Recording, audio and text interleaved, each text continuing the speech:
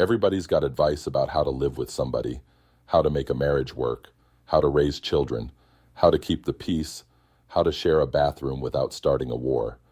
There's a million books about that, entire television shows. You can't throw a rock without hitting some expert telling you how to live with another human being. But nobody, and I mean nobody, sits you down and teaches you how to live with yourself. And that's a problem because at some point, whether you plan for it or not, you're going to be alone. You might be alone right now watching this, sitting in a room that's too quiet, wondering if this is what the rest of your life looks like. Or maybe you're not alone yet, but you're terrified of it. You saw your mother alone after your father died, or your uncle or your neighbor, and you thought, God, that looks like a slow death. I'm here to tell you it doesn't have to be. It can actually be. And I know this sounds crazy, the best chapter, not despite the quiet, because of it. I live alone. I've lived alone before for a long stretch, and then I didn't, and now I do again, and both times I had to learn how to do it, because living alone is a skill. It's not something that just happens to you like rain, it's something you build like a house, and if you build it right, you don't want to leave. So let me give you 5 things. 5 things that changed everything for me. Not theories, not philosophy, things I actually do every day that turn solitude from something I survived into something I chose. The first one, and this is the foundation, you have to make your mornings sacred. I know you've heard this before. Wake up early, have a routine, blah, blah, blah. But hear me out because I don't mean it the way those productivity people mean it. I'm not talking about optimizing your morning or journaling for 20 minutes or drinking green juice while you meditate. I'm talking about something much simpler and much more important. When you live alone, the most dangerous moment of the day is when you open your eyes. That first minute, because there's no one rolling over to say good morning, no one making noise in the kitchen, no baby crying, no argument from last night carrying over. It's just silence. And your brain will try to fill that silence with every sad thing it can find. It's like a dog that brings you dead birds. Your brain first thing in the morning will drag in loneliness, regret, fear, whatever's lying around and drop it at your feet like a gift. You cannot let it. You have to move before it catches you. Here's what I do. I've done this for years. My feet hit the floor. I put on my slippers, same pair, brown leather. I made them myself, and I walk to the kitchen. I fill the mocha pot. Same one I've had since before most of you were born. The bottom part you fill with water. The little basket you pack with coffee. Fine grind, packed firm, not too tight.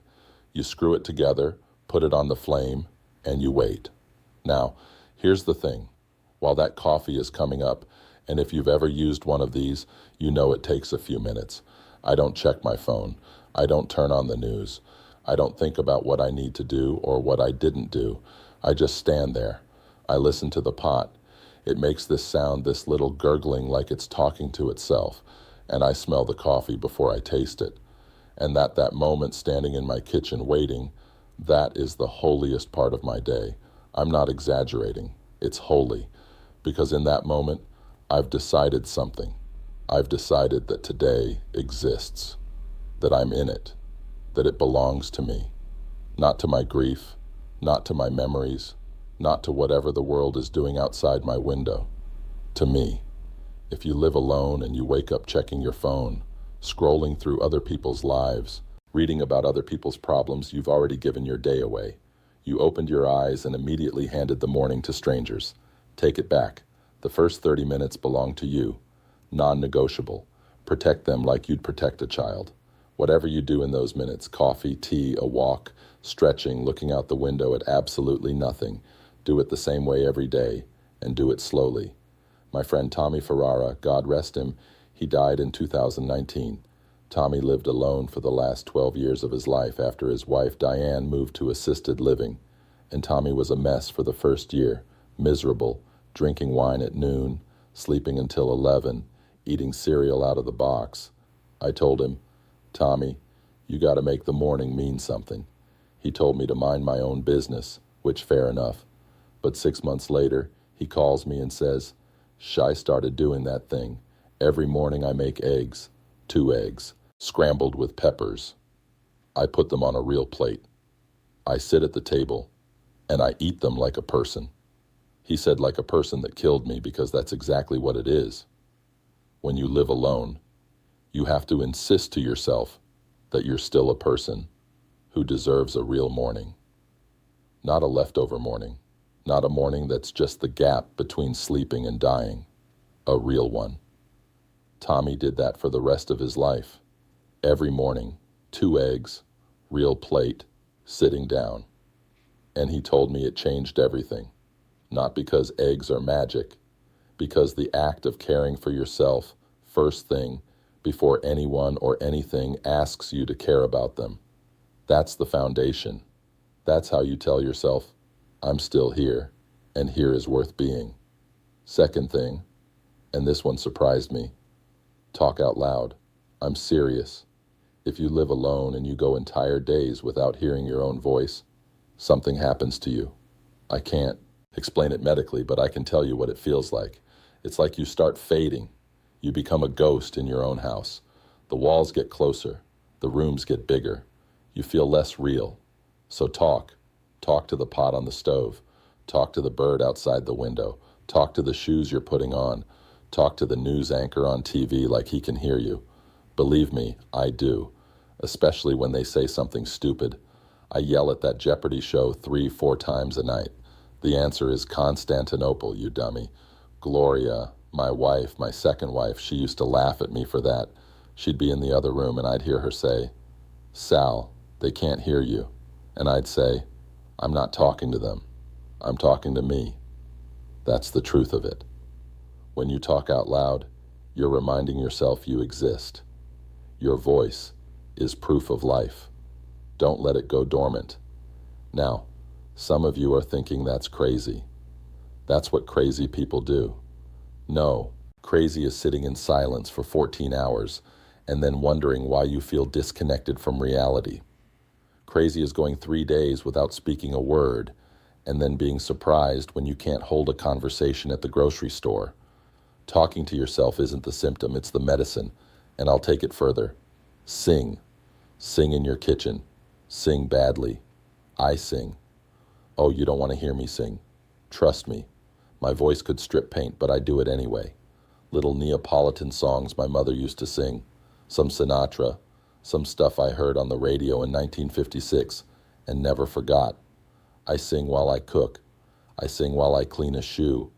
I sing while I water the plant on my windowsill.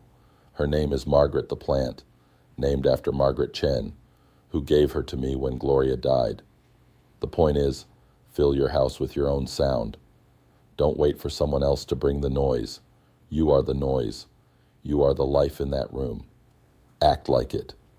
And here's a practical thing, because I know some of you need practical. Call someone every day, not text. Call, hear a voice, let them hear yours. I call my daughter Lucia every Sunday. That's our thing. That's sacred. But the other days I rotate. Monday I call my friend Vincent. Vinny Duca, 89, lives in Staten Island. We argue about baseball for 20 minutes and hang up happy. Wednesday I call my granddaughter Sophia. She's busy. She's got 2 little ones, but she always picks up for me, even 5 minutes. Hi. No. No. The kids are screaming. I love you. Talk tomorrow. That's enough. That's more than enough. You don't need hour-long conversations. You need contact, like touching a wall to make sure it's solid. Just reach out, touch someone's voice. Let them touch yours. Every day. Not when you feel like it. Every day. Because the days you don't feel like it are the days you need it most. Third thing, and this one, if I could only tell you one thing, it might be this. 1. Feed yourself like somebody loves you. I stole that from a book, I think, but it's true. When you live alone, food is the first thing to go, not food itself. You'll still eat, but the ceremony of it, The dignity. You stop cooking. You eat standing up. You eat over the sink. You eat cold leftovers out of the container. And you tell yourself it doesn't matter because no one's watching. That right there, no one's watching. That's the most dangerous sentence in solitude. Because once you decide that things only matter when someone else sees them, you've lost. You've made yourself invisible to yourself. And a person who's invisible to themselves doesn't take care of themselves. They let the dishes pile up. They stop changing the sheets. They wear the same shirt 4 days in a row. Not because they're lazy, because they've stopped believing they're worth the effort. You are watching. You are the audience. And you deserve a meal at a table with a fork and a napkin. After Gloria passed January, it was coldest month. Felt even colder. I didn't cook for weeks. My daughter brought food. Neighbors brought food. Everyone brings food when someone dies. You know this. It's what people do, because they don't know what else to do. And I ate it out of the containers standing in the kitchen not tasting anything. Then one evening, maybe February, maybe March, I don't remember exactly, I was standing in the kitchen again, eating cold ziti with my fingers like some kind of animal, and I caught my reflection in the window, the kitchen window. At night it turned into a mirror, and I saw myself, old man alone, eating with his hands in the dark. And I heard Gloria's voice clear as a bell. "S, what the hell are you doing?" She would have been furious. Gloria sat at table like she was hosting the Pope. Even when it was just the two of us Tuesday night, nothing special, leftover chicken, she put out placemats, napkins, glasses of water with ice.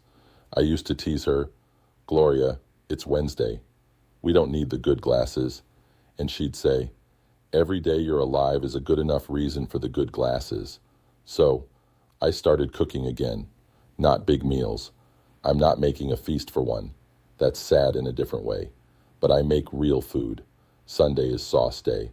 I make a small pot of gravy, enough for 2, 3 meals. I use it through the week.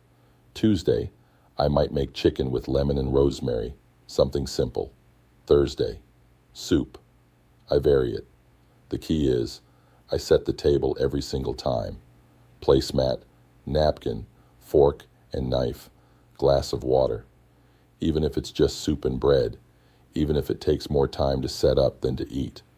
Because the setting of the table is the act of saying this matters. I matter. This meal in this house for this one person, it matters. If you're living alone and you're eating over the sink, stop tonight. Set the table. Sit down. Taste your food. Be a person at a table, not a shadow in a kitchen. Number 4, keep your hands in the world. What I mean by that is, don't retreat. When you live alone, there's a gravity that pulls you inward. The couch gets more comfortable. The door gets heavier. The idea of going outside, of dealing with people, of moving through a world that's designed for couples and families and groups, it starts to feel like too much. I understand that. I feel it too. Some mornings I look at the front door and I think, not today. But I go anyway because solitude is healthy and isolation is poison, and the line between them is thinner than you think. I walk 4 blocks every day, not fast. I'm not training for anything, but I walk down to the corner, past the bakery on 3rd, past the little park where the Dominican guys play chess, down to the water and back. Some days I stop and talk to people. Some days I just nod. It doesn't matter. What matters is I'm out. I'm in the world. I'm seeing faces, hearing sounds, feeling weather on my skin. And I do things with my hands. This is important. When you live alone, your mind will eat itself if you let it.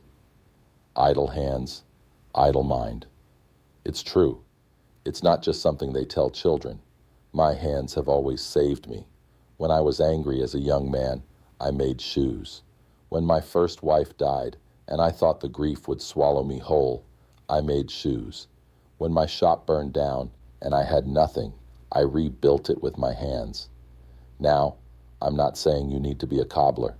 I'm saying find something physical, something that uses your hands, your body, something where you can see the result. It could be gardening, painting, knitting, building model airplanes, fixing things around the house, cooking. There's another reason to cook, by the way. It's physical. You're chopping, stirring, kneading. Your hands are doing something besides scrolling. My neighbor Clara, 91, lives alone, sharp as a razor. She does jigsaw puzzles, big ones, 1,000 pieces. She always has one going on her dining table. I go over on Saturdays. Sometimes we have coffee. I help her with the edges. She says it keeps her sane. When I'm doing the puzzle, she told me I'm not thinking about being alone. I'm thinking about where the blue piece goes. That's it. That's the whole secret. Give your brain something to do, besides inventory your sadness. And if you can do something that puts you near people without requiring you to perform, that's the key phrase, without requiring you to perform. A coffee shop, a library, a park bench, a church service where you sit in the back and don't talk to anyone. We don't have to be social. You just have to be proximate. Humans need to be near other humans the way plants need to be near light. You don't have to photosynthesize. Just be in the room. I go to the barber shop every other Thursday. Now I don't have a lot of hair left. Let's be honest. The barber, Marco, he could finish me in 8 minutes. But I sit there for an hour. I listen to the other men talk. The arguments about the Knicks, the complaining about their wives, the gossip. I don't always participate. Sometimes I just sit with my eyes half closed and let the sound of other people's lives wash over me. And when I leave, I feel recharged. Not because I was the center of attention, because I was in the orbit of living. So, here's what I'm asking you to do. Go somewhere tomorrow. Doesn't matter where, a store, a park, a diner. Sit where there are people. You don't have to talk. Just be there. Let the world remind you that it's still turning and you're still on it.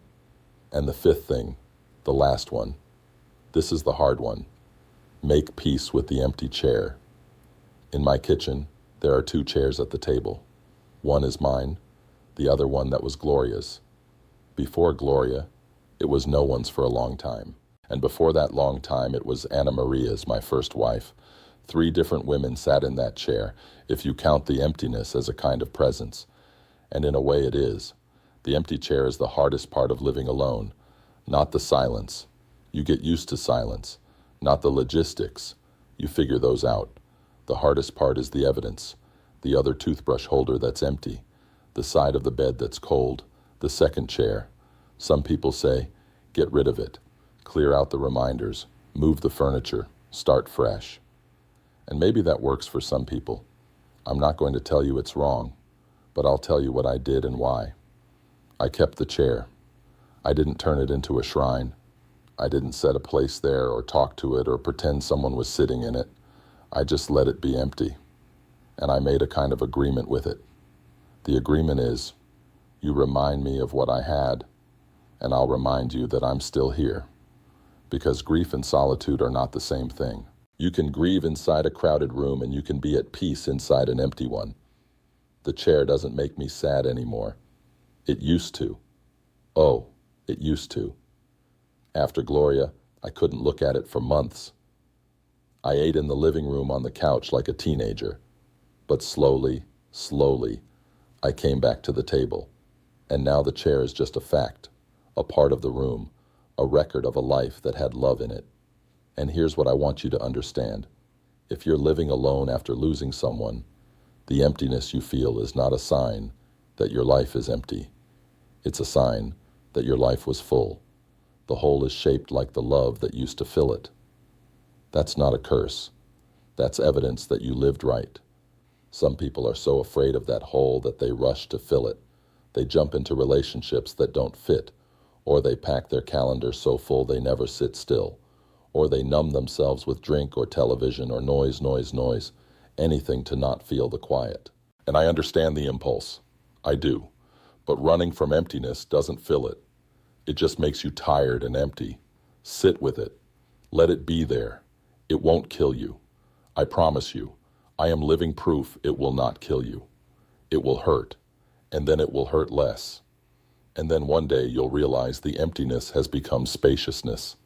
The same room that felt like a cage starts to feel like a canvas, and you get to decide what goes on it. I'm 16 years old.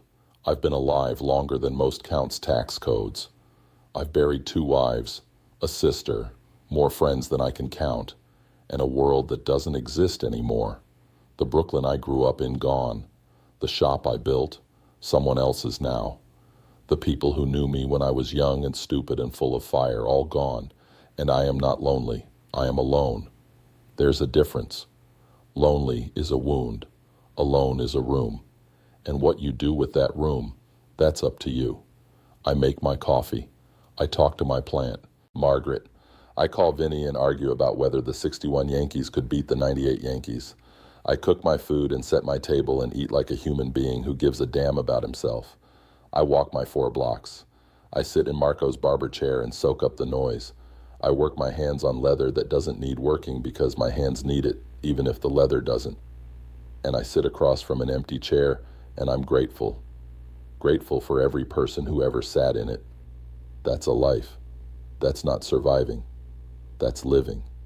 And if you're watching this right now, alone in a quiet room, wondering if this is all there is, listen to me.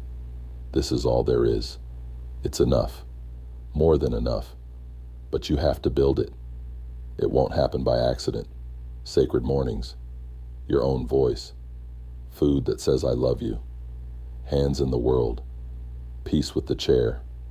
5 things. That's all it took. Now, if you'll excuse me, it's almost 3 hours. And if I don't water Margaret, she gives me this look. You know the look. Women are the same whether they're human or affirmed. Go call someone. Not tomorrow. Now. Tell them you're thinking about them. Then hang up. Make yourself something good to eat and sit at the table like you mean it. You're going to be okay. I promise.